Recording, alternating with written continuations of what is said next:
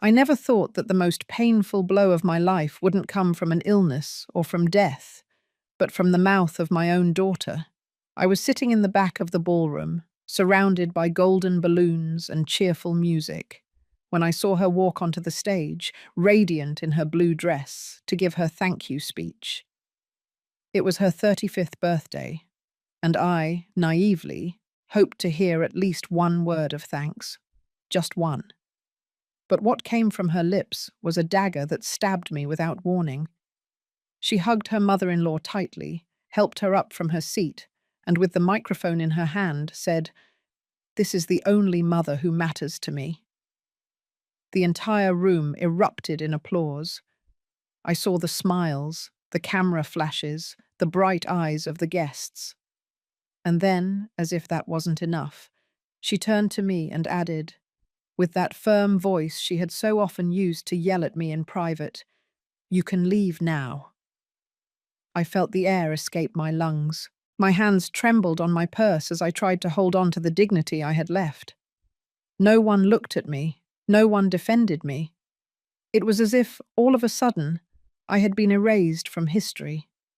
I stood up slowly, my knees feeling heavy, while my daughter watched me with that mix of contempt and triumph I had seen in her eyes so many times before. But just as I took the first step toward the exit, someone else stood up. It was my daughter-in-law. My daughter-in-law walked with a determined stride toward the stage. She took the microphone from my daughter's hands, and with a trembling but resolute voice, she said something that chilled the blood of everyone there. "I can't stay quiet," she said. "Today is your birthday, and yes, you deserve to celebrate, but you also deserve to hear the truth." The silence became so dense that even the background music didn't dare to continue. The guests looked at each other, uneasy, with that discomfort that only appears when they sense that something sacred is about to be broken. My daughter, confused, tried to get the microphone back, but my daughter-in-law held onto it with both hands, as if her life depended on it. "You've always looked down on me," she continued. "You've made me feel less than. You've treated me as if I wasn't worthy of being by your side. But you know what? The real mother here isn't the one who applauds your vanity or who smiles for the cameras. The real mother is the one who was with you from the moment you were born, the one who took care of you, the one who sacrificed her life for you. And that woman is standing there, while you're kicking her out of your party as if she were trash." A murmur of astonishment ran through the room. I, paralyzed, could barely believe what I was hearing. My daughter-in-law, whom I had always seen as distant, as someone uninvolved in my struggles, was the only one who dared to say out loud what no one else wanted to acknowledge. My daughter went pale. She tried to laugh, to pretend that this was all a misunderstanding. "What are you saying?" she stammered. "This is not the time for your drama." But the damage was already done. The looks were no longer on her, but on me. For the first time in many years, people were looking at me directly, as if they remembered that I existed, that I was more than a shadow in my daughter's life. I don't know how long that silence lasted. To me, it felt like an eternity. All I could hear was the pounding of my own heart, strong and desperate, beating in my temples. And then I understood. That public humiliation, which I had believed was my end, was actually the beginning. I left the ballroom that night with my head held high and my eyes dry. No tears could wash away the wound, but a decision was starting to form inside me. Something had been lit within my soul. I couldn't keep letting my daughter, the child for whom I had given my life, destroy me again and again. The cold night air hit my face as I walked out the door. I hugged myself and remembered every sacrifice. The sleepless nights, taking care of her when she was sick. The times I gave up my own dreams to support hers. The years of silence so as not to embarrass her in front of anyone. All of that was reduced to one gesture, to a few words of contempt over a microphone. As I walked toward my house, I knew that nothing would ever be the same. My daughter had sealed our fate with those words. But my daughter-in-law, with her unexpected confession, had also opened a crack in the perfect facade of that family. A crack that I planned to widen until everything came crashing down. Because if she had the courage to speak, I would have the courage to act.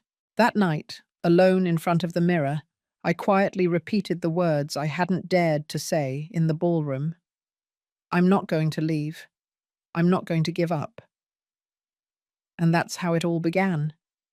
People often believe that the love between a mother and daughter is indestructible, like a bond that neither time nor circumstances can break. I believed that too. Maybe that's why the pain I feel now is so unbearable. Because I gave myself completely to a lie that slowly fell apart. When I think about my daughter's early years, my memory is filled with tenderness. I remember her as a newborn, with those large, dark eyes that looked at me as if I were her entire world.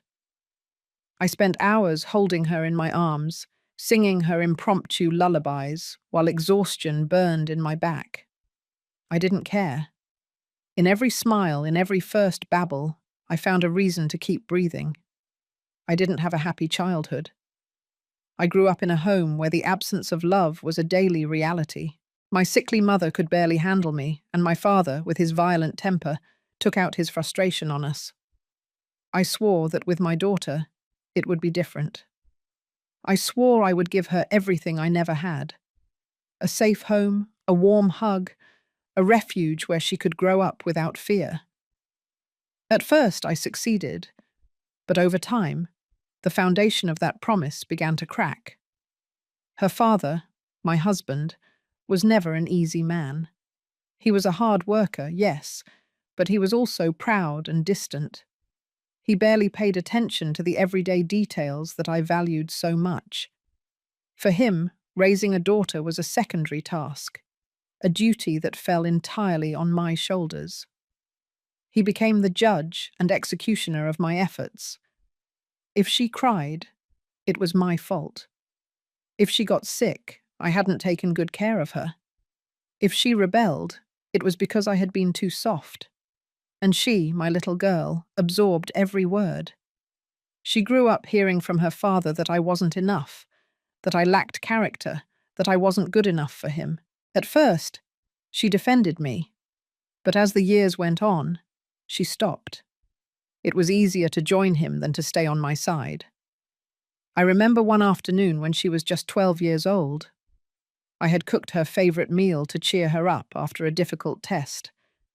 When I served her, she looked at me with disdain and said, "Dad says you're a bad cook." I froze, the knife still in my hand. I asked her if she thought so too, and her answer was a shrug, as if my effort meant nothing. That day, I understood that the poison of contempt had already taken root in her heart. The teenage years were even more cruel. Every time we argued, she repeated phrases that weren't her own. They were echoes of her father and later, of her husband's family. "You're old-fashioned. You're a nuisance. You never gave me what I needed." And I, instead of confronting her, remained silent. I was afraid of losing her. I believed that if I just endured it, if I put up with it, one day she would understand everything I did for her. But that day never came. The arrival of her mother-in-law sealed my place in her life. That woman, cunning and with a gift for charming people, won her over with attention and flattery that I never knew how to give in such a showy way.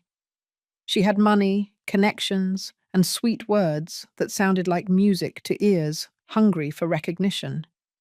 My daughter began to compare me to her, to see in that woman what I couldn't offer.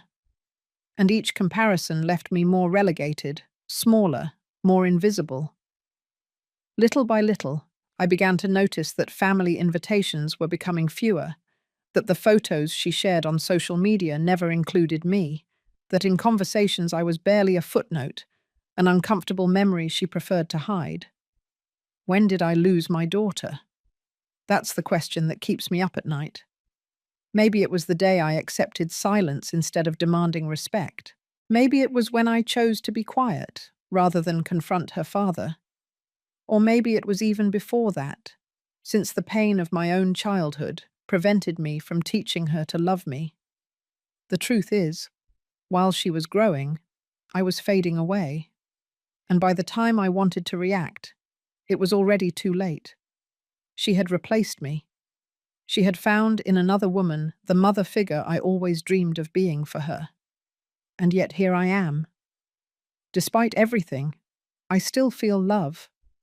A wounded, mutilated love, but still alive. Because even though she pointed me out in public, even though she kicked me out of her party, even though she told me to leave, I'm still her mother. And a mother's heart doesn't obey logic, but an instinct that condemns her to love even those who hurt her. That is my greatest weakness and at the same time my greatest strength, because that love doesn't mean resignation. On the contrary, it means that I won't give up, that even if my daughter denies me, I have a right to the truth.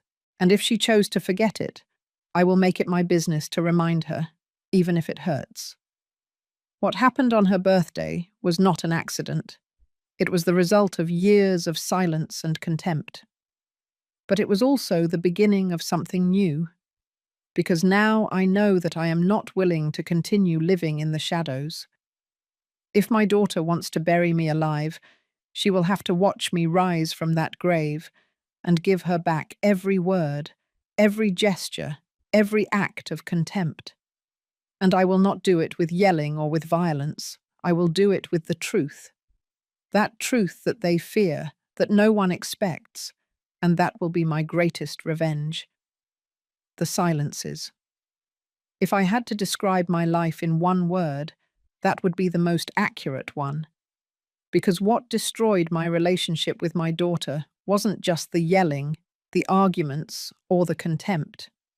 It was the prolonged silences, filled with an invisible poison that accumulated day after day until it suffocated me. At home, my husband was the one who spoke, and I learned too early that contradicting him was useless. He imposed his version of life, and we, both my daughter and I, had to accept it. The terrible thing is that, over the years, she not only accepted it, she admired it. He became her model of authority, her reference. I, on the other hand, was relegated to the role of a secondary figure, a faded backdrop. I remember one dinner in particular. My daughter was about 16 years old. It was just the three of us at the table, and she was excitedly talking about wanting to study music. She had talent. From a young age, she showed a sweet voice and a good ear. I encouraged her. I told her she should follow her dreams. But her father laughed with contempt. "Music," he said, with that voice that chilled the air. "Music doesn't put food on the table. That's for mediocre people. You will study law, like your cousin." I tried to intervene. "Let her choose. Don't force her." He stared at me, and before I could continue speaking, my daughter interrupted me. "Dad is right. You don't understand." And the silence fell on me, heavy as a wall. That was just one example among many. Every time I tried to offer her support, my voice was buried under the echo of his. She grew up convinced that my words were worth nothing. She learned that her father had the absolute truth, and that I was just a murmur, background noise that could be ignored. But over time, that role was taken by another person, her mother-in-law. When she met her future husband, I thought life would take a new turn for her, maybe give her the opportunity to find a love that would soften her. However, what I found was another long shadow that displaced me even more. Her husband's mother presented herself as a confident, elegant, charming woman. From the very first moment, my daughter was captivated by her. I remember her first visit to our house. The woman arrived with a bouquet of flowers and sweet words that sounded fake to me from the start. Even so, my daughter hugged her enthusiastically and as soon as she left, commented, "Did you see how amazing she is? She understands me like no one else." I smiled, even though something inside me was tearing apart. That, like no one else, was a cruel reminder that I had never known how to fill the place she needed. The silences became even more painful after that day. My daughter started spending more time with her mother-in-law than with me. Any important decision, she would consult with her first. When she had problems, she would run to seek her advice. I stayed on the sidelines, waiting in vain for her to include me, to let me be a part of it. But the only thing I received were cold silences, looks that passed me by, and short phrases that shut down the conversation. The humiliations came later, almost without me realizing it. Comments made out loud in front of other people. "My mother-in-law always has the right words. You wouldn't understand, Mum. She knows how to throw a party, not like you. I feel more like her daughter than yours." Each phrase was a knife, and I swallowed it in silence. I didn't want to confront her. I didn't want to drive her further away. I thought that if I put up with it, if I stayed close, one day she would open her eyes. But time showed me I was wrong. The silence became a habit. I would visit her, and she would barely speak to me. I would accompany her to her events and be relegated to a corner. In family photos, I was the figure that was cut off at the edges.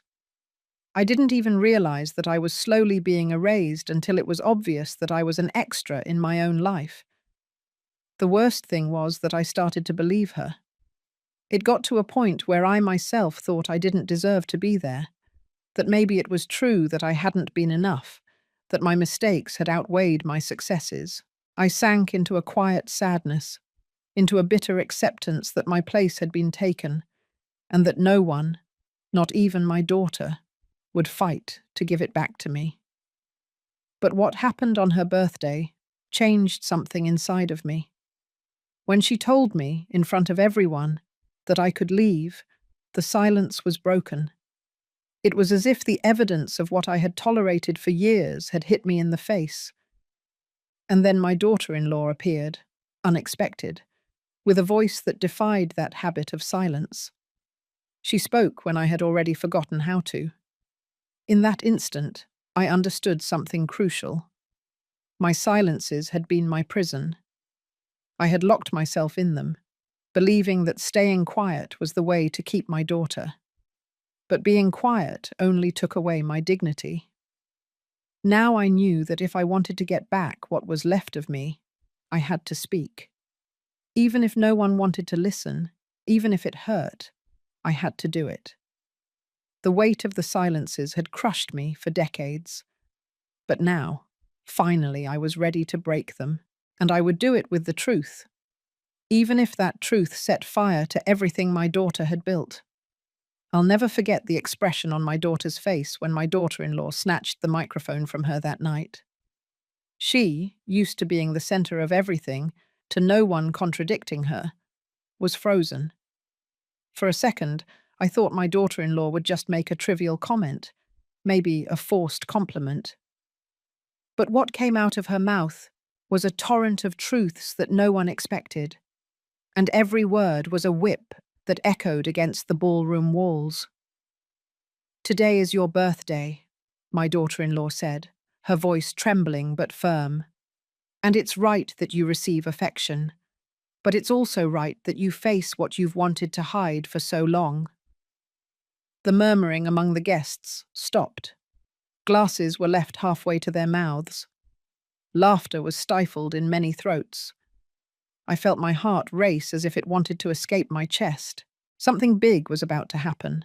And for the first time, I wasn't the star of the humiliation, but a witness to a truth that was dragging me from the shadows into the light. My daughter tried to regain control. She approached her with a strained smile. "What are you saying?" Don't make a scene at my party. But my daughter-in-law didn't stop. I saw her grip the microphone with both hands, as if she were holding a weapon. Your mother gave you everything she had, she continued, and you, instead of thanking her, have made her your target of contempt. You've allowed others to humiliate her, and you've joined in the mockery, as if it were a sport. Do you know what it's like to see a mother leave your house crying because you treated her like a stranger? I do, because I've seen it. A murmur of surprise ran through the room. I, with my throat constricted, could barely breathe. I didn't expect that defense. I had never imagined that someone, especially my daughter-in-law, would have the courage to expose in front of everyone what I had suffered in silence. My daughter, nervous, looked at the guests.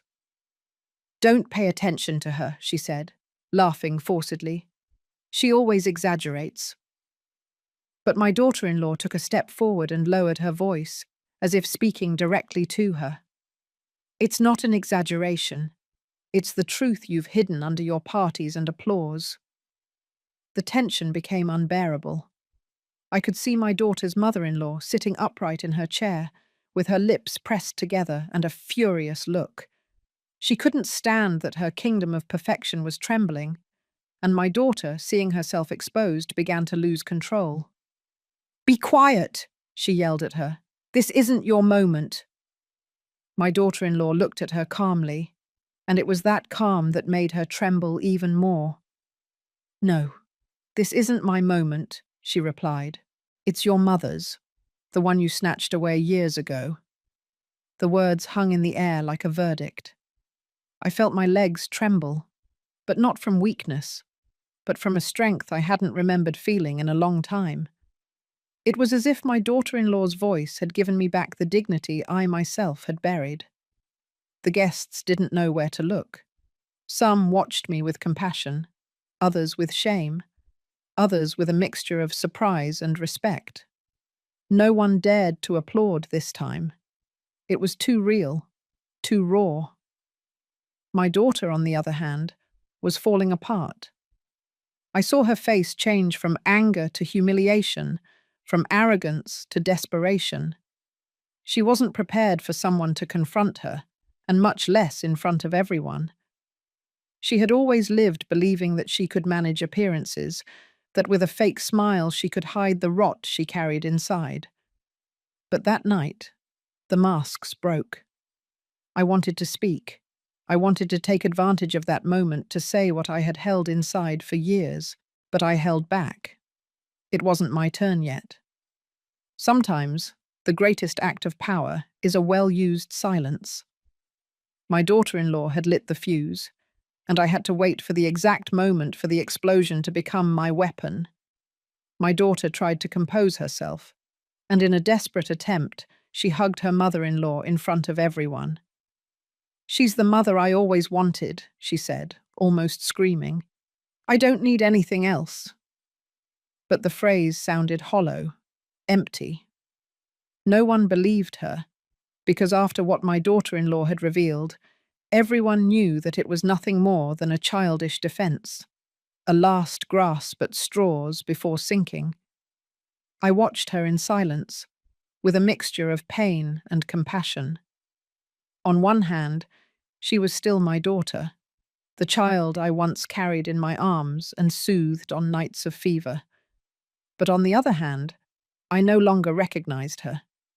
She was a woman consumed by her own pride, unable to see beyond her ego.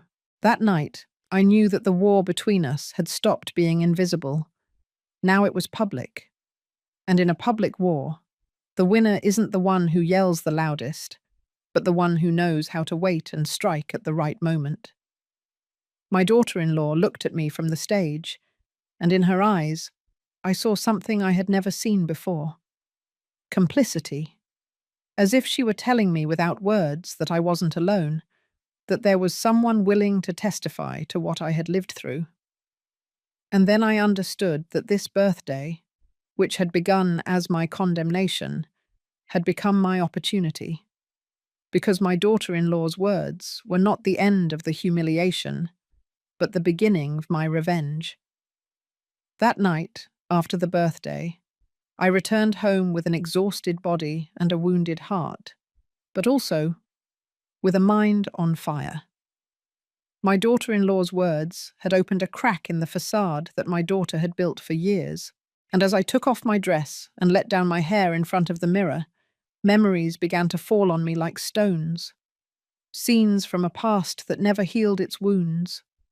Episodes that had left me with invisible scars. I close my eyes and see her as a small child, just 5 years old, running toward me with a bouquet of wildflowers she had picked in the yard. "You're the best mum in the world," she said then, with a smile that lit up my soul. That memory haunts me because it shows me that there was a time when I meant everything to her. And it hurts to ask myself, when did I stop being that? Over the years, the sweet gestures faded. I remember her adolescence as an especially cruel time. There were days when she would come home from school, throw her backpack on the couch, and walk right past me, without greeting me, without looking at me. I tried to approach her, to ask her how her day was, if she needed anything. She would respond with monosyllables, or with that silence that hurt more than any insult. One day when she was 15, we argued because she had come home late. I was worried. I waited up for her with dinner on the table. When she came in, I asked her to explain where she had been. She looked at me with a mixture of annoyance and contempt and said, "You're nobody to question me." That phrase split me in two. It wasn't just adolescent rebellion. It was a conscious rejection, a direct cut to my role as a mother. That night I cried in silence with the table set and the cold food still on the plates. Another episode was etched onto my skin like a burn. It was at her high school graduation. I worked so hard to prepare everything. Her dress, the dinner, the little details that I thought would make her happy. And at the end of the event, when the organizers asked the students to come on stage with their parents, she looked for her father first. I went up too, but when I tried to take her hand, she discreetly pulled it away. No one noticed, except for me. And that gesture, so small, broke my heart. It was as if she wanted to erase me, even from the photos that would immortalize her at that important moment. The following years were a collection of small and large wounds. I remember going to her house when she was already living with her husband. I was carrying a dessert I had lovingly prepared, thinking it would make her happy. As soon as she opened the door, she looked me up and down and said, "Oh, Mum, don't you get tired of playing the good guy? Nobody here needs your stuff." And she took the platter from my hands without looking me in the eye. I was left in the hallway, my smile frozen, while I heard her tell her mother-in-law in the kitchen, "Look how she insists on trying to show up." I remember that phrase as if it were yesterday. Each wound built a wall between us. I tried to tear it down with patience, with love, with resigned silences. But my daughter built new stones with every act of contempt. It got to a point where I understood that she didn't want reconciliation, that her choice was clear. She had decided to give another woman the place that belonged to me. And the worst part was that she did it with a cruelty that seemed to seek my total surrender. On those lonely nights, I wondered if I had failed as a mother, if maybe I hadn't given her enough, or if I had overprotected her too much. Guilt consumed me. I thought that my own past, my broken childhood, had influenced the way I raised her. Maybe, without realizing it, I had suffocated her with my fears. And she found in her mother-in-law the free and confident figure that I could never be. But then I remembered everything I had sacrificed. The years of work, the sleepless nights, the dreams I put away in a drawer so she could fulfill hers. And I understood that no, it wasn't a lack of love or dedication. The problem was that, in her ambition for recognition, she chose to deny her roots. I was the uncomfortable part of her story, the one she preferred to hide to shine in front of others. Those open wounds never closed, and on her birthday, they all bled at the same time. When she told me in front of everyone that I could leave, it wasn't just a humiliation. It was the cruel summary of years of accumulated contempt. But the difference now was that I wasn't going to be quiet anymore, because those wounds, though they hurt, had also made me strong. Every hidden tear, every swallowed insult, every avoided glance had forged me like iron. And if my daughter thought she could still break me, she was wrong. Now I was the one who was willing to break the silence, to raise my voice, to use the truth as a weapon. That night I promised myself that there would be no more tears in vain. The wounds would still be there, yes, but they would not be signs of defeat. They would be my war scars. And with them I would march toward the battlefield that awaited me, the one of the truth that had not yet been revealed. Pain teaches, but humiliation sharpens. And after that party, when I heard my daughter tell me in public that I could leave, I understood that the time had come to turn my scars into weapons. I couldn't keep expecting gratitude where there was only contempt. I had been quiet for too long. I had endured snubs that left me branded like a hot iron. But that night, with my daughter-in-law's words echoing in my mind, I decided that I would no longer be a victim. A plan began to quietly germinate. It wasn't the first time I had thought about defending myself, but I always lacked the courage. This time, however, rage was my fuel. I no longer sought reconciliation or affection. I sought justice. The first thing I did was open the drawers of my memory, the ones I had kept closed for fear of what I might find. I remembered that my husband, before he died, had left a trail of economic secrets, dubious investments, and documents that he always hid carefully. For years I preferred not to look, not to ask, because I told myself it was a man's business. But now I understood that in those papers could be my most powerful weapon. I started visiting the office that had been abandoned in the house. The smell of dust and old paper accompanied me as I went through yellowed folders, sealed envelopes, and contracts that I had never dared to read. At first, I felt lost, like an intruder in my own home. But with patience, I began to decipher each line, each number, each signature. I discovered that my husband had made deals with my daughter's in-laws, financial favors that linked our destinies more than I would have liked. And there was the irony. The mother-in-law she now revered was more in debt to me than she would ever have admitted. That was dynamite, and I knew it as soon as I read it. I didn't want to rush. I sought help quietly. I contacted a trusted old friend, a retired lawyer who had always respected me. I took him the documents and asked him to explain what they really meant. I remember him looking at me with his eyes wide open. "Do you have any idea what you're holding here?" he asked. "With this, you could sink your daughter, her husband, and even her in-laws." I felt a shiver, not because it scared me, but because for the first time, I understood that I held the power in my hands. I then began to devise my strategy. I made copies of everything. I secured them in different places. I even gave a sealed envelope to my lawyer, with clear instructions in case something happened to me. It wasn't paranoia, it was prudence. I knew my daughter's arrogance and her mother-in-law's cunning too well. If they discovered what I knew, they wouldn't hesitate to attack me with everything they had. Meanwhile, in public, I continued to play the role of the fragile, almost invisible mother. I attended family gatherings. I smiled when I had to. I lowered my head so as not to arouse suspicion. No one imagined that behind that facade, every gesture, every word, every look was being calculated. The key to everything was patience. I knew my daughter would make mistakes. Her arrogance made her careless, and her need to prove that she didn't need me would lead her into dangerous territory. I just had to wait for the right moment to reveal what I had in my hands. At night, as I went over my plan again and again, I found myself thinking about the past. How had we gotten here?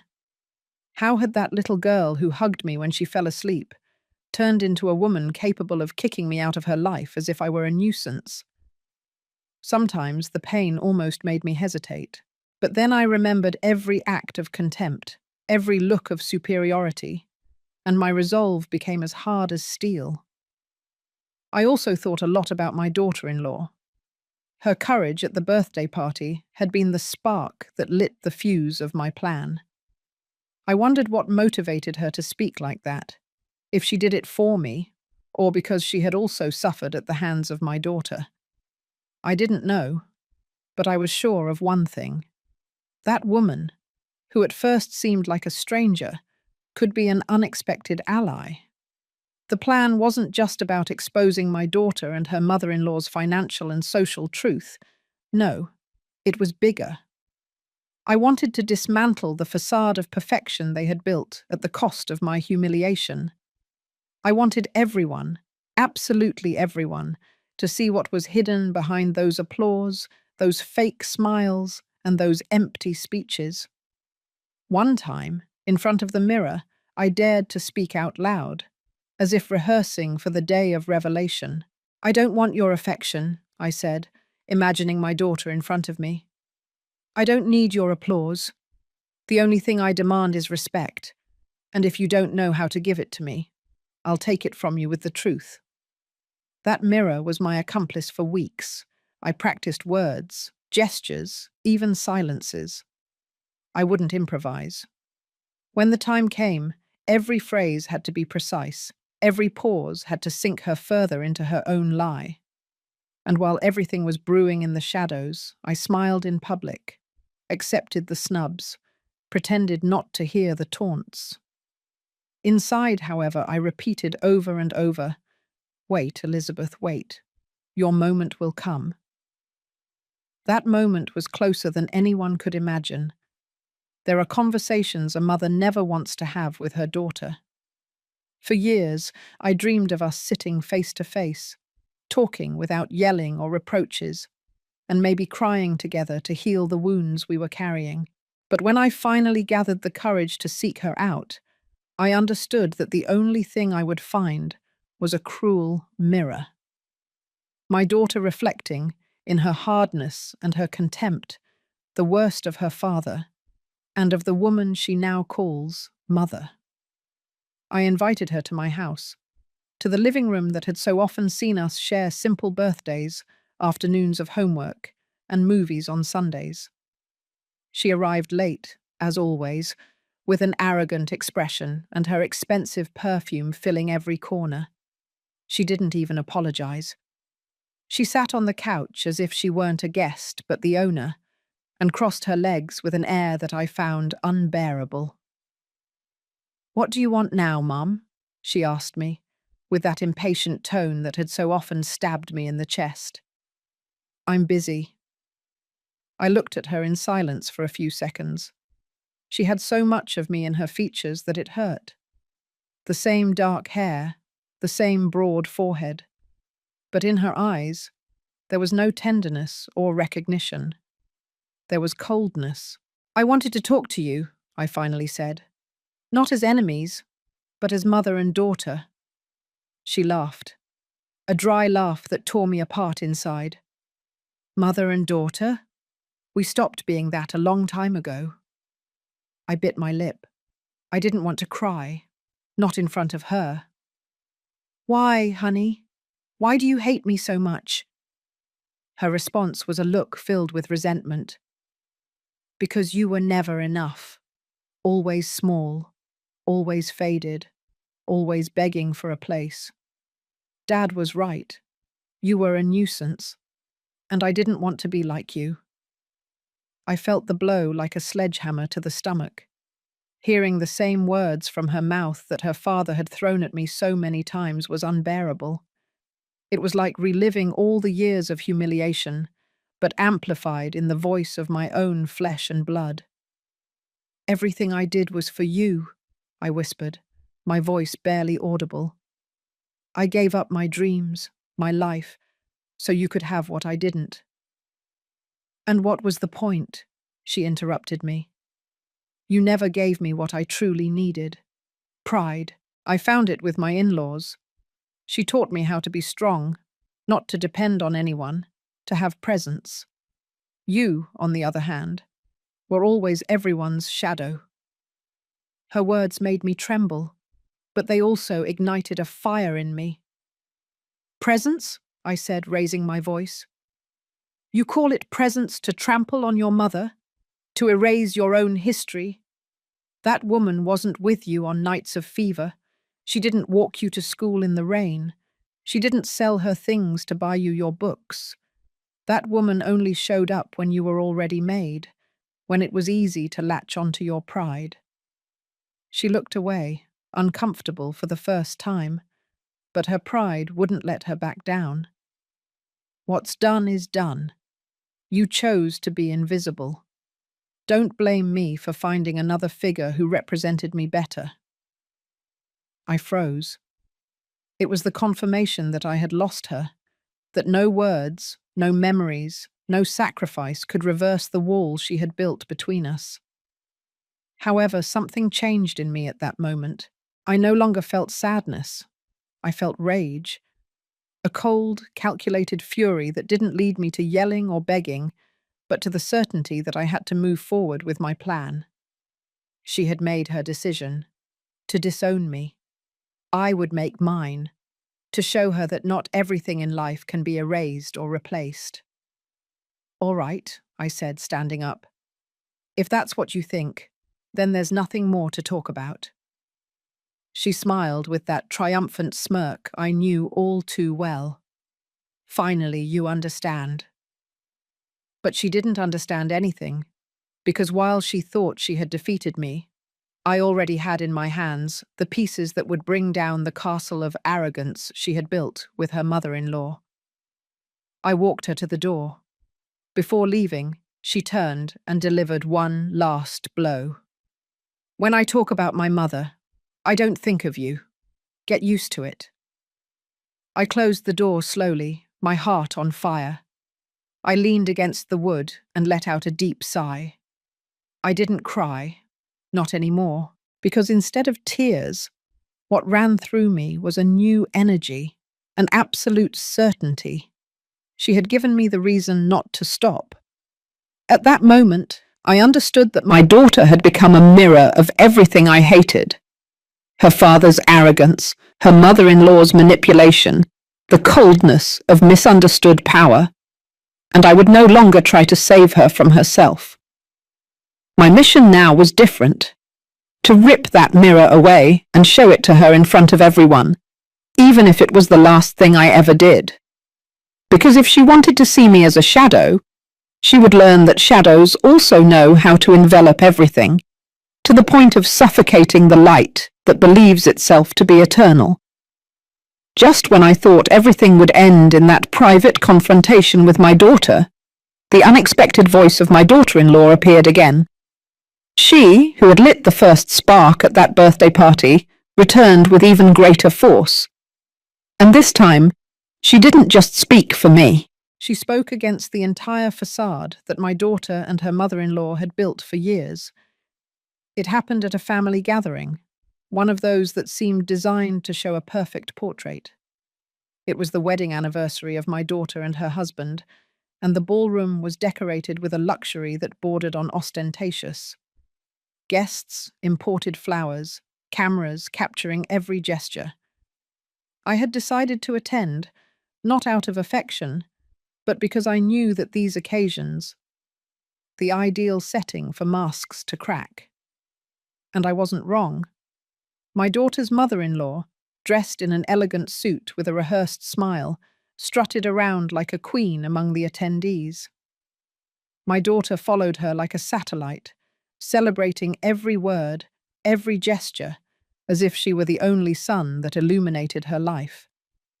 I sat in a corner, invisible as usual, but with my eyes wide open.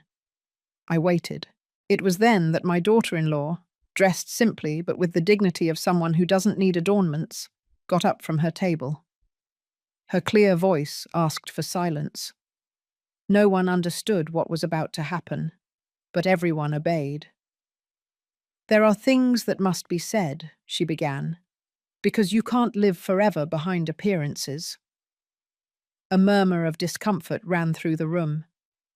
My daughter's mother-in-law raised her eyebrows, surprised. My daughter paled, perhaps remembering the scene from her birthday. I, on the other hand, leaned forward, my heart beating fast. I knew that something big was about to erupt. "You," my daughter-in-law continued, looking directly at the mother-in-law, "have played at being the perfect mother for years, the irreproachable woman, the figure that everyone should admire. But I know what you're hiding.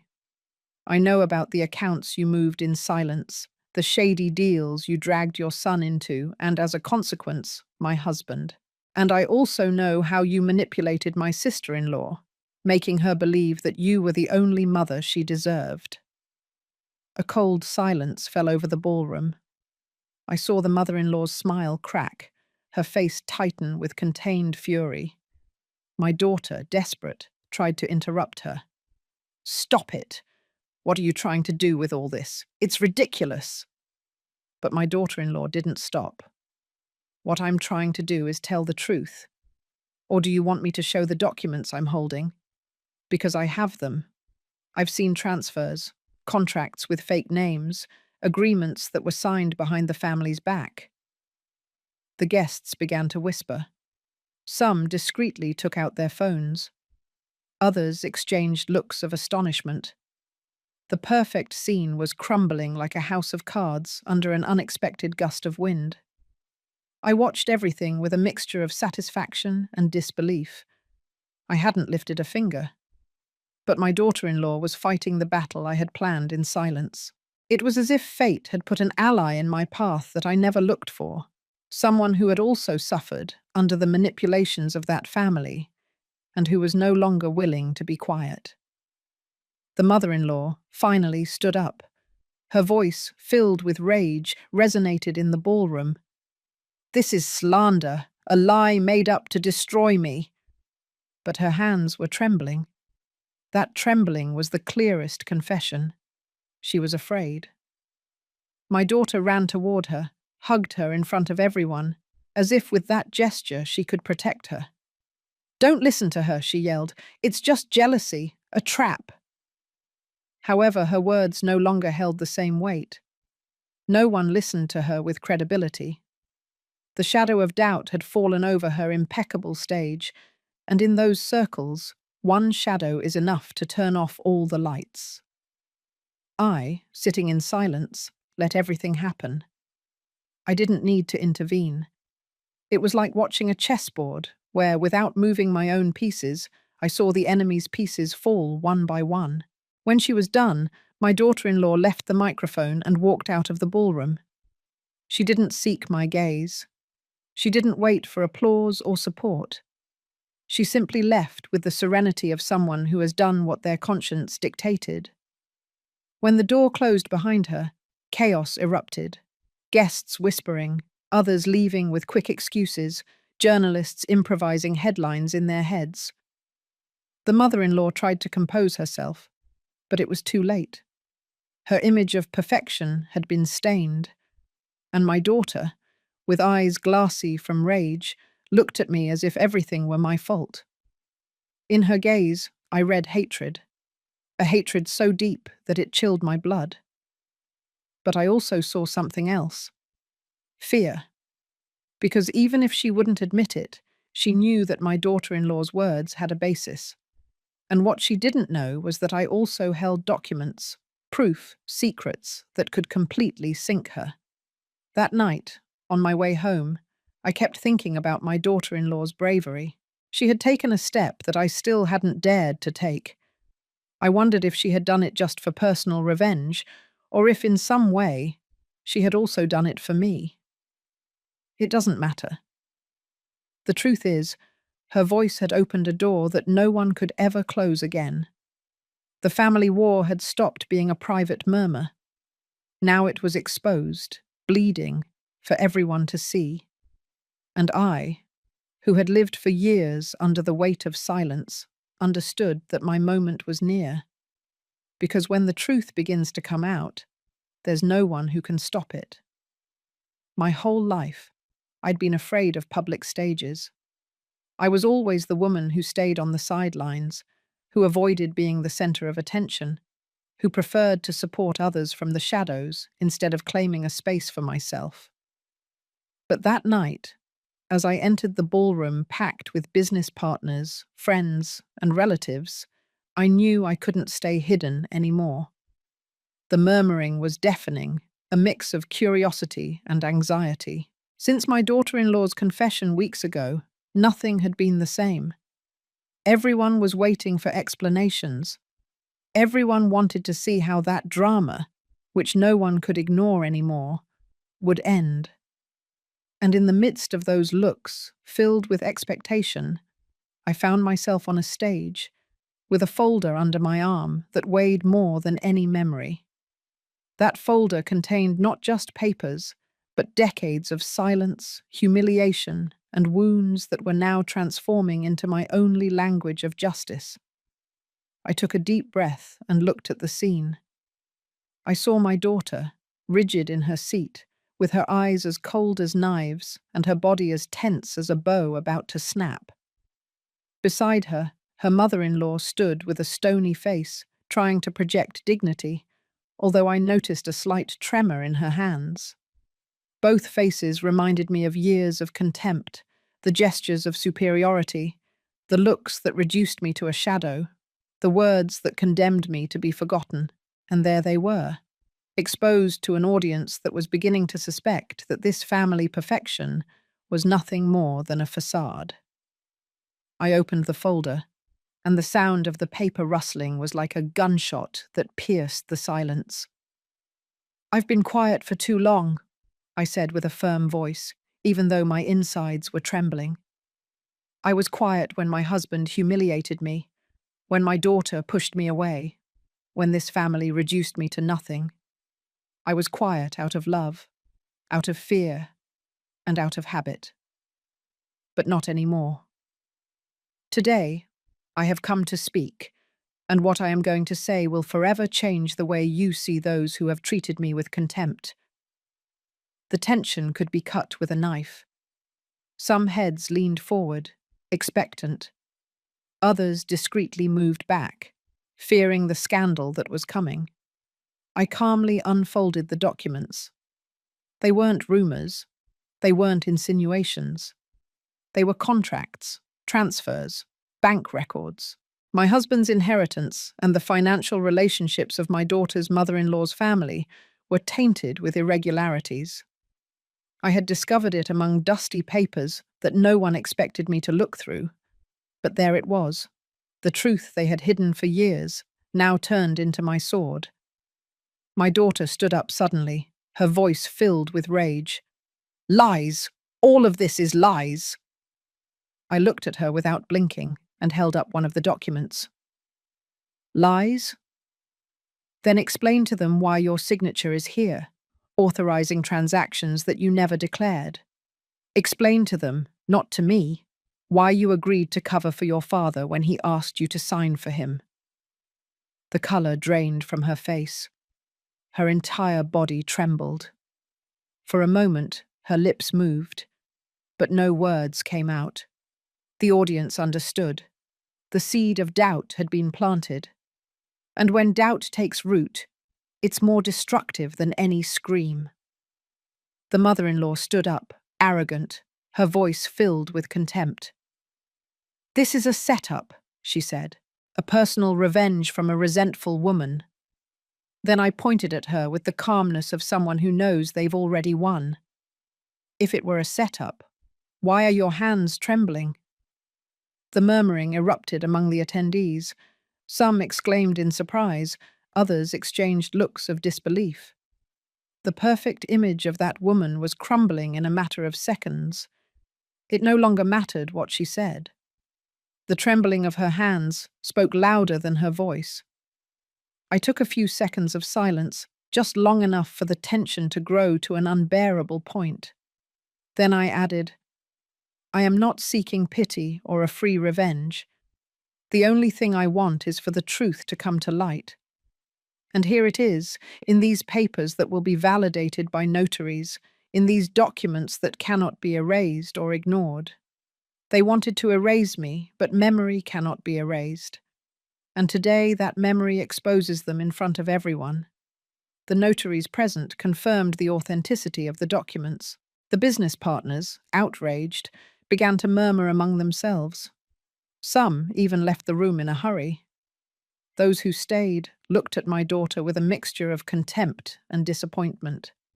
She collapsed in her chair, her eyes overflowing with tears that were not of repentance, but of rage. The mother-in-law, on the other hand, tried to keep her head held high, but fear gleamed in her eyes. She knew the mask had fallen. I closed the folder and placed it on the table with a dry thud, as if to say, "Everything has been said." I didn't need to yell. My calm, measured voice was more devastating than their screams of desperation. I walked toward the exit, while the ballroom was filled with murmurs, accusing looks, and the echo of a truth that no one could stop now. Before leaving, I turned one last time. I looked at my daughter, a huddled mess in her seat, her face buried in her hands. My voice was clear, firm, and final. I didn't leave, and I will never leave. I am your mother, even if you deny me, even if you hate me, and my voice will always haunt you. And then I walked out the door. Outside, the night was cold, but in my chest, a flame was burning that would never go out. It wasn't joy I felt, nor peace.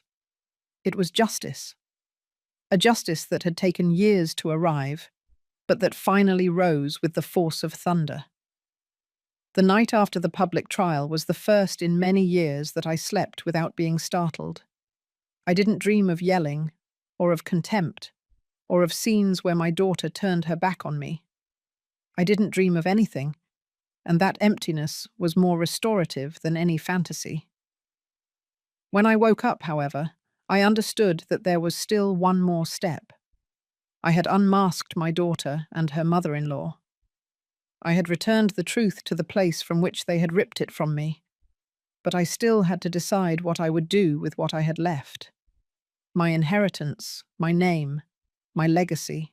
For decades, I believed that the assets were something distant from me, that everything belonged to my husband, that I was just the invisible guardian who kept them in order. But in my hands were now the deeds, the accounts, the contracts that proved that a large part of that fortune, directly or indirectly, belonged to me. And yet what I valued most was not the money.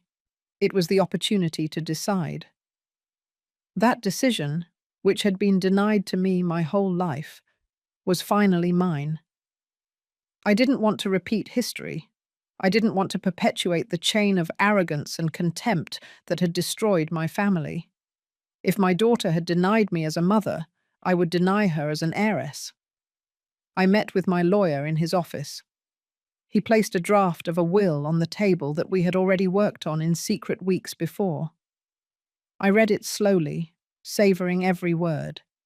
It stated with all clarity that my daughter was excluded from the inheritance, that she would not receive a single cent or a single property. Everything would be destined for a fund for orphaned youth and women who are victims of violence.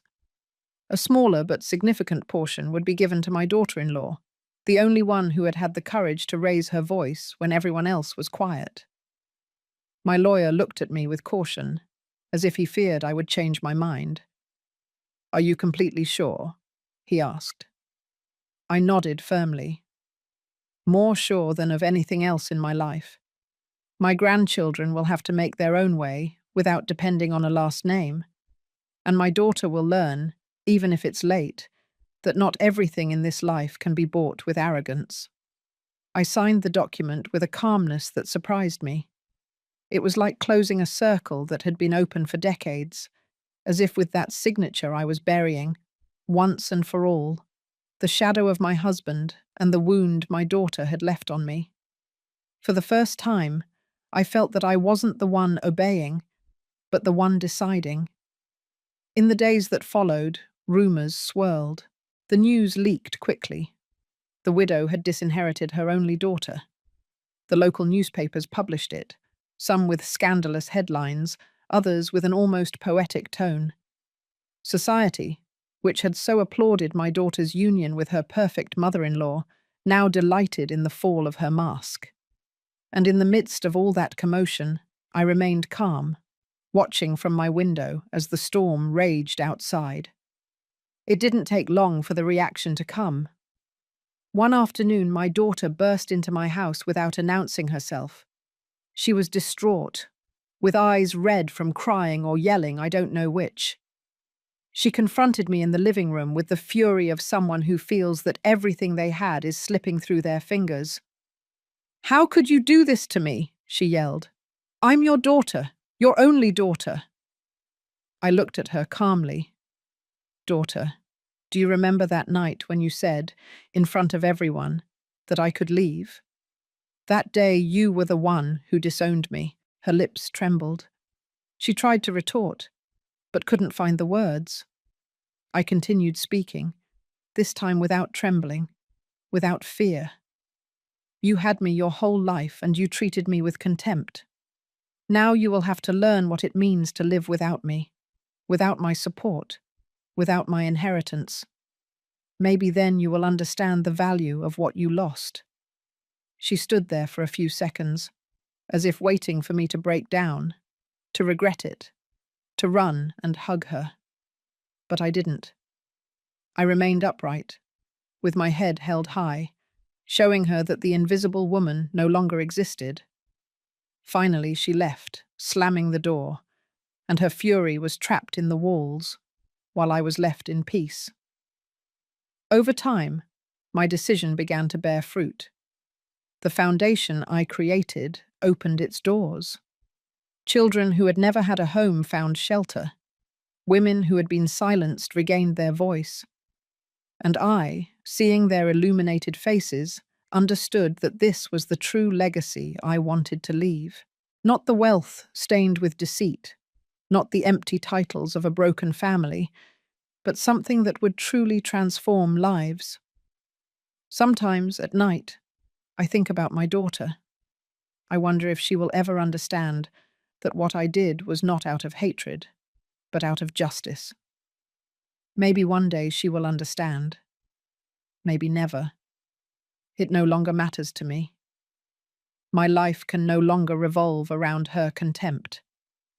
Now it revolves around something bigger, my recovered dignity. I look at myself in the mirror, and I no longer see the broken woman who begged for love.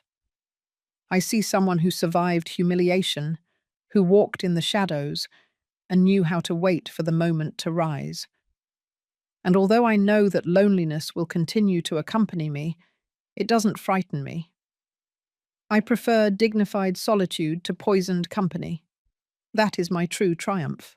That when they talk about me, they don't remember me as the forgotten mother, but as the woman who didn't let herself be erased, who transformed pain into justice, and who, even wounded, knew how to rise.